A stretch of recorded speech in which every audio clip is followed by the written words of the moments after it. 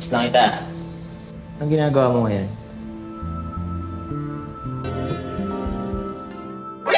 NANI?!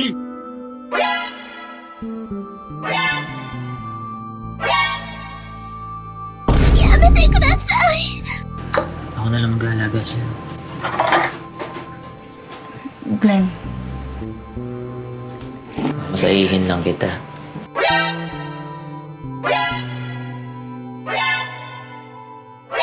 NANI?!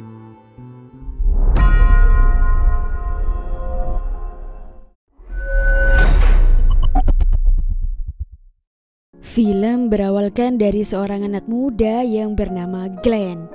Ia merupakan seorang remaja dan berstatus siswa SMA yang saat ini hanya tinggal berdua dengan neneknya karena ayahnya dinas ke luar negeri, sedang ibunya sudah meninggal sejak 8 tahun yang lalu. Namun sampai sekarang ia masih belum bisa mengikhlaskan semua kenangan bersama ibunya, termasuk segala perintilan di rumahnya yang berhubungan dengan ibunya.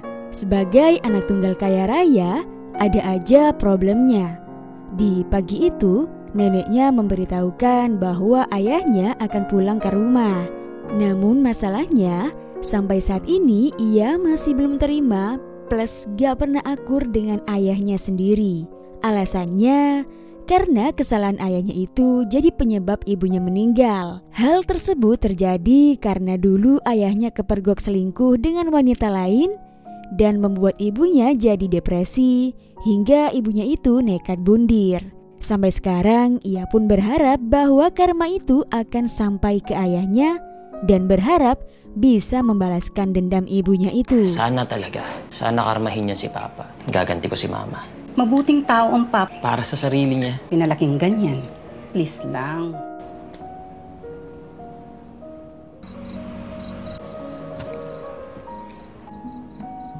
Tara, Mak Jreng! Pulang sekolah, kok tiba-tiba ada seorang betina seger abis mandi yang lagi sesuatu di badan. Gak mau rugi dong. Glenn menikmati pemandangan itu, namun tak lama ia tak sengaja menyenggol pintu itu hingga akhirnya ia ketahuan ngintip dan terjadilah saling tuduh-tuduhan. Manyak! Magnanakaw ka, no? Glenn menuduh wanita itu sebagai maling karena gak ada angin dan hujan, tiba-tiba ada orang lain yang memasuki kamar ibunya. Sedang betina itu malah nuduh Glenn anak cabul. Untungnya tak lama ayahnya yang bernama Mauro datang dan menjelaskan kesalahpahaman itu bahwa betina tersebut adalah pacar barunya yang bernama Lorraine. Ikaw pala si Glenn? Akala ko kasi... Sorry. Peace?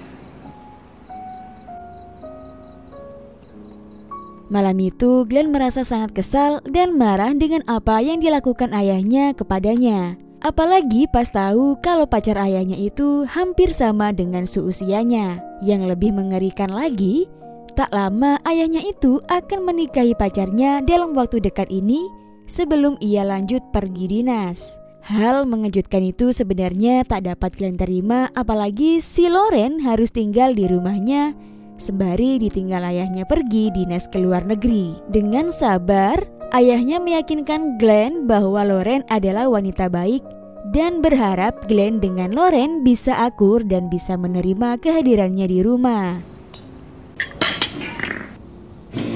Balik na Riyadh. Mengingat neneknya itu hanya seorang ibu dari ibunya yang tak punya kuasa, ia merasa sungkan kepada Mauro sebagai pemilik rumah dan ia tak punya hak untuk terus tinggal di rumah itu. Glenn semakin sedih ketika neneknya mengatakan akan segera pergi dari rumah dan pulang kampung untuk beberapa waktu yang tak sebentar sesudah pernikahan ayahnya nanti. Naiintindihan ko. Gusto mo sumama ka muna sa... Tapos may iwan dito si Papa. Inala. Hari pernikahan Mauro dan Loren telah tiba. Mereka saling mengungkapkan kebahagiaan yang mereka rasakan sebagai pasangan suami istri meskipun pernikahan itu hanya pernikahan siri. Seperti pasangan pada umumnya, Mauro sebagai seorang mantan duren alias duda keren, malam itu ia langsung mengicip-icip dan ya, mereka langsung lanjut melakukan adegan penjebolan gawang yang ditunggu-tunggu para pemirsa.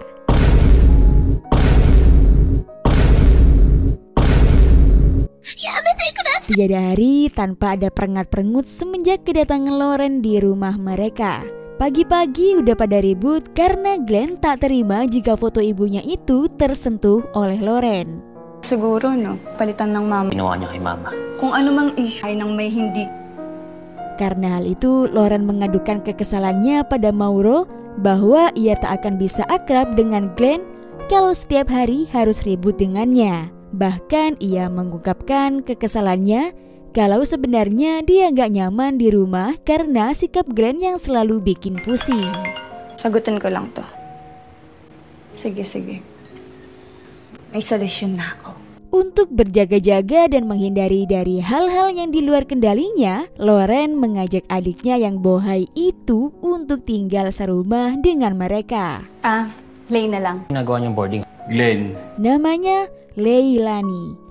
Merupakan seorang mahasiswa yang saat ini berkuliah di kota Manila. Kebetulan ayahnya sangat setuju Leilani tinggal di sini agar Glenn juga bisa menjaganya. Ayahnya berharap agar Glenn bisa menerimanya dan menjadikan mereka keluarga. Perkenalan itu membuat Glenn semakin muak dengan orang rumah karena ia berpikir bahwa Loren dan Leilani akan menguasai rumahnya itu sembari ayahnya dinas ke luar negeri. Respeto naman anak. Kekesalannya itu ia lampiaskan bermain terong-terongan tinju di arena kasur empuk dengan HTS-annya yang bernama Ava. Namun belum sempat mencapai puncak gunung, si Ava menghentikan pengemperutan itu karena Glenn menggemperutnya dengan brutal yang membuat ring gawangnya Ava jebol dan kesakitan. Mengetahui Glenn yang terlihat gak baik-baik aja, si Ava menanyakan apa yang sedang memberatkan pikirannya. Glenn menceritakan semuanya, dan si Ava yang berkarakter antagonis alias jahat sangat mendukung agar Glenn membuat kegaduhan di rumahnya. Ia menyarankan agar Glenn membalas dendam dengan cara berpura-pura menjadi baik pada semuanya, terutama pada Loren dan adiknya. Dengan kata lain, Glenn berusaha untuk merusak hubungan kakak adik itu dengan memanipulasinya dan memanfaatkan terornya yang besar itu untuk merayu mereka. Napairal mo. And your enemies closer. Imanipula mo sila. Lasyon din nila magkapatid. Imposible. Pakitin mo sila. Hindi natatanggihan. Dan lalu... NANI? Yamete kudasai! Keesokannya, Glenn menjalankan rencana kotornya itu dengan permulaan menggoda Leilani yang saat itu ia berada di dapur. Dengan sengaja, ia bodi kekarnya yang lagi keringetan itu dengan modus meminum air ala-ala iklan yang bikin seger. Leilani tak menyanyiakan pemandangan itu karena sebenarnya ia sangat tertarik pada Glenn semenjak pandangan pertama, dan kebetulan Glenn merupakan pria tipenya. Lalu Leilani diam-diam ngintipin Glenn yang lagi asik VS alias video call santai di ruang tamu dengan Ava. Namun yang sebenarnya terjadi, Glenn hanya berpura-pura video call dan sebenarnya yang ia lakukan hanya merekam Leilani dari kejauhan yang lagi menggenjreng-genjreng gitar pribadinya sembari nontonin Glenn mengopiok terongnya sendiri. Kejadian tersebut dapat berhasil ia lakukan dengan bantuan kekuatan canggih kamera iPhone Super Zoom-nya. Tapi jadinya mereka bertiga saling asik menggenjreng gitar pribadinya masing-masing cuy. Di antara kalian, apa ada yang minat mau ikutan gabung? Eits, kalau kalian pengen, komen dulu di bawah dengan bahasa daerah kalian masing-masing ya cuy. Glenn tersenyum puas karena target permulaan udah masuk ke dalam perangkapnya. Langkah selanjutnya memang cukup sulit dan butuh effort lebih untuk meluluhkan si Loren yang agresif layaknya kucing oren itu. Glenn berusaha merayu dengan kalimat-kalimat manis dan memanggilnya dengan sebutan mama. Agak geli sih. Loren pun mengatakan bahwa dirinya hanya ingin dipanggil namanya doang karena menurutnya jarak usia mereka nggak beda jauh. Tapi Glenn malah lanjut berperilaku tidak terpuji kayak gini terhadap mama tirinya. Sebagai orang ikaw. Manya ka talaga. Taon mo nga ako. Tak lama ayahnya itu datang menghampiri setelah mendengar suara teriakan Loren dan membubarkan suasana horor itu. Ayahnya mengatakan pada anaknya yang kurang ajar itu untuk tidak merendahkan harga dirinya di dalam rumahnya sendiri. Wala nga, di ba? Mamahay ko ha. Ito Mahal mo! Sige. Alis sa sunod na linggo. Setelah pertikaian itu, tak lama tiba-tiba aja Mauro merintih kesakitan tanpa sebab. Ternyata semenjak saat itu, Mauro menderita penyakit stroke sehingga dirinya dilarikan ke rumah sakit. Mendengar ayahnya sakit, Glenn gak peduli dan tetap ngelanjutin rencana kotornya itu dan modus berbaik hati untuk membelikan Leilani jajanan sebagai tanda terima kasih karena telah ikut merawat ayahnya di rumah sakit. Karena ngerasa Glenn udah mulai ngebuka hati buat Leilani, dengan senang hati ia menawarkan bantuan apa aja ketika Glenn ingin membutuhkan sesuatu. Sure ka? Malamnya, Glenn pun memanfaatkan kesempatan itu. Ia sengaja mematikan lampu yang saat itu Leilani sedang keramas di kamar mandi. Leilani yang gak bisa ngelihat di ruang kegelapan, ia pun meminta Glenn untuk membawakan lilin. Namun apa yang terjadi? Glenn datang tanpa memakai dan meminta bantuan Leilani untuk menservis rudalnya itu. Lalu ya terjadilah adegan penjebolan gawang sambil bahan di dalam kamar mandi.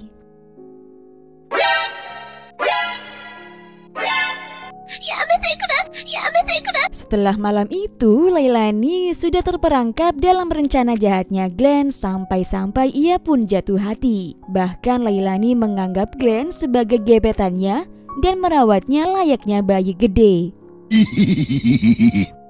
Tak lama, ayah dan mama tirinya itu pulang setelah dirawat di rumah sakit. Namun Glenn mengabaikan kedatangan dan kesehatan ayahnya. Keributan terjadi lagi ketika Glenn bersikap kurang sopan kepada mama tirinya itu dengan mengatakan ketimbang menanyakan ayahnya sudah makan apa belum, mending ia tanya apakah mama tirinya lapar di depan ayahnya itu. Kau maghirap dyan. Semenjak Mauro terkena stroke, kini ia hanya mengandalkan bantuan dari istrinya itu. Karena stroke itu, sifat asli Loren kini mulai kebuka. Ia marah-marah, merasa kerepotan dan kesal kepada Mauro karena telah menumpahkan makanan ke bajunya. Hingga Loren harus effort untuk membersihkan baju dan membuatnya. Meskipun separuh badan Mauro sudah kaku, sambat-sambatnya ia menggoda Loren untuk mengajaknya gabung usluk-usluk bareng. Ia pun memainkan keran air untuk menyemproti badannya Loren. Namun Loren menolak keras dan memarahinya karena masih banyak hal yang ia lakukan untuk mengurus rumah. Ano ba? Neto gagawin. Mahal. Layaknya seperti babu, Loren melanjutkan kegiatannya untuk mencuci piring. Ngeliat Loren kecapean mengurus rumah seorang diri, di saat itu waktunya tepat untuk mengambil hatinya Loren dengan cara Glenn meminta maaf atas kelakuannya yang masih belum menerima keadaan. Loren memaklumi akan hal itu karena sebenarnya ia juga merasakan kurangnya kasih sayang dan perhatian dari orang tuanya. Oleh karena itu, Glenn menawarkan diri untuk bisa menjaganya. Bahkan Glenn menawarkan bantuan untuk membantu meringankan lelahnya dengan cara tipis-tipis, setipis tisu. Okay lang yan. Masaihin lang kita. Awalnya Loren sempat menolak, alias coba-coba. Habis itu, lako enak. Namun itu malah merambat-rambat ke segala penjuru arah seperti yang pemirsa bayangkan. Dan terjadilah penjebolan gawang di dapur pada malam itu. Beh, enaknya mama tiri. Belum puas setelah mengemprut Ria dengan anaknya, Loren berganti mengemprut bapaknya yang lagi tidur. Ya, lalu lanjut adegan yang sama seperti yang dilakukan Agus Buntung, guys. Posisi gini, udah gitu dia di atas saya. Setelah itu mengoleskan, dioleskan pakai ludahnya, dia giniin saya, terus dia gini. Karena Mauro gak bisa gerak dan gak bisa mengobrak-abrik si Loren, akhirnya Loren kecewa dan berhenti melakukan adegan Agus Buntungnya. Lalu dengan perasaan kecewa, Loren lanjut tidur. Keesokannya tak jarang Ava nebengin Glenn pulang sekolah. Dalam percakapan itu, Ava udah ngira kalau Glenn akan merubah rencana kotornya karena ia menyangka dari gerak-geriknya bahwa Glenn mulai jatuh hati pada Loren. Namun Glenn menyangkal tuduhan itu. Segini. Lailani yang udah kecintaan pada Glenn tiba-tiba nongol dan ngerasa cemburu karena ngira kalau si Ava ini adalah pacarnya Glenn. Namun Ava menyangkal kalau ia bukan siapa-siapanya Glenn. Yang ada, ia malah tertarik dengan keseksian body Lailani. Agak lain nih si Ava. Bau-bau kaum pelangi cuy. Ano? Pero, hah? Si Loren yang lagi menyapu halaman tiba-tiba mendengar suara teriakan Mauro dari dalam, yang ternyata ia terjatuh dari kursi rodanya ketika akan pergi ke toilet. Keamarahan Loren makin menjadi-jadi ketika ia mengetahui kalau Mauro ngompol di kasur dan mengenai spray yang baru aja dia ganti. Tsaka na. Ang alagaan mo. Tak lama Glenn datang untuk membantu membereskan kasur. Dengan muka perengat-perengutnya, Loren akan mencuci spray itu, namun Glenn memaksa agar dia aja yang mencucinya. Tapi Loren keras kepala kalau dia nggak mau dibantu sehingga terjadilah adegan tarik-tarikan spray. Namun tarik-tarikan itu malah membuat tubuh Loren begini dan membuat Glenn dar-der-dor. Dan kali ini si Loren langsung menyilaturahmikan bibirnya kepada Glenn. Lalu terjadilah adegan yang membuat pemirsa senang.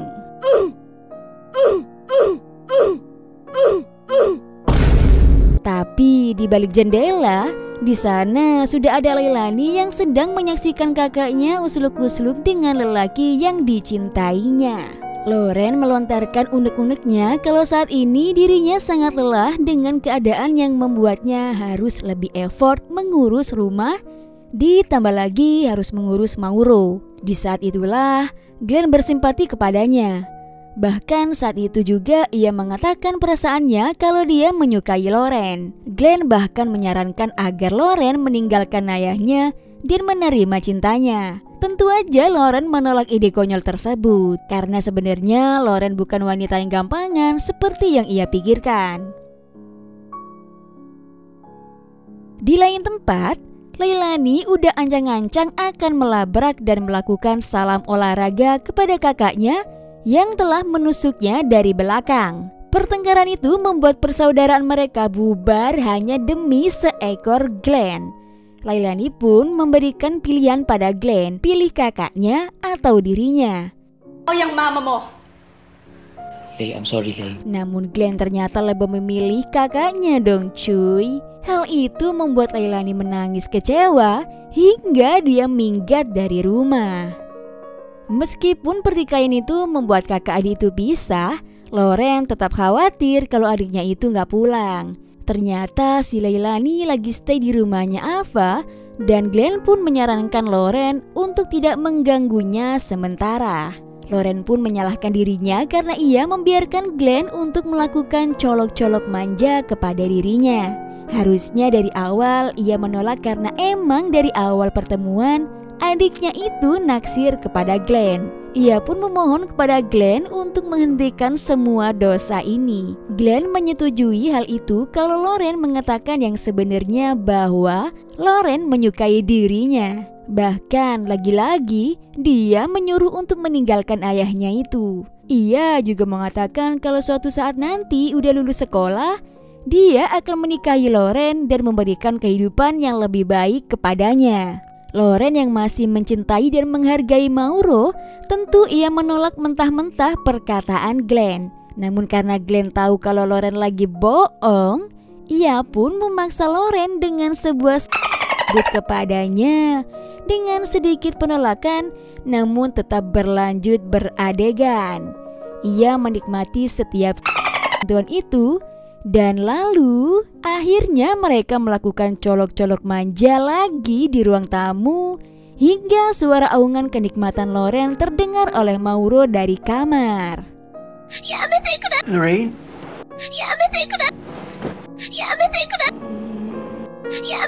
Lorraine? NANI? Karena udah terlanjur ketahuan oleh ayahnya, Glenn melanjutkan colok-colok manjanya itu dengan menyuruh ayahnya menyaksikannya sebagai pembalasan dendam terhadap ibunya yang dulu pernah ayahnya lakukan. Mengetahui kalau ternyata Glenn hanya berpura-pura mencintainya dan hanya jadi bahan pembalasan dendam, dengan penuh tenaga si Loren melepaskan tangannya Glenn yang lagi asik mengaduk-aduk dan memberikan salam olahraga. Mauro, tolong! Mengetahui huru-hara di rumah ini, neneknya pun mengungkapkan semua keplot twistan, bahwa yang sebenarnya terjadi selama ini, ayahnya gak pernah nyelingkuhin ibunya, tapi justru ibunya lah yang mengkhianatinya. Ayahnya itu pun bahkan tetap memaafkan kesalahan ibunya dan menutupi keburukan ibunya dari Glenn karena ayahnya itu sangat mencintai keluarganya. Lalo na sa'yo. Sa kanya, siya ang pumasan mo! Hindi siya masamang tao. Bukan ang papa mo. Penyesalan memang datangnya belakangan. Padahal belum hari raya lebaran, tapi Glenn kini akhirnya menyadari semua kesalahannya dan meminta maaf kepada semua orang, terutama kepada Loren. Karena kejadian tersebut, Loren juga meminta maaf pada Glenn karena menuruti kekhilafannya. Ia juga berpamitan untuk balik kampung dan bercerai dengan Mauro. Namun Glenn menghentikannya dan menginginkan Loren untuk tetap bersama ayahnya, meskipun dia tak akan pernah menampakkan mukanya sekalipun. Tapi keputusan Loren udah bulat dan dia mengatakan tak baik jika mereka masih harus tinggal bersama. Plot twistnya juga, si Leilani yang saat itu minggat ke rumah Ava, kini mereka berdua malah saling jatuh cinta, anjir. Dan mereka pun berakhir dengan menjadi kaum pelangi.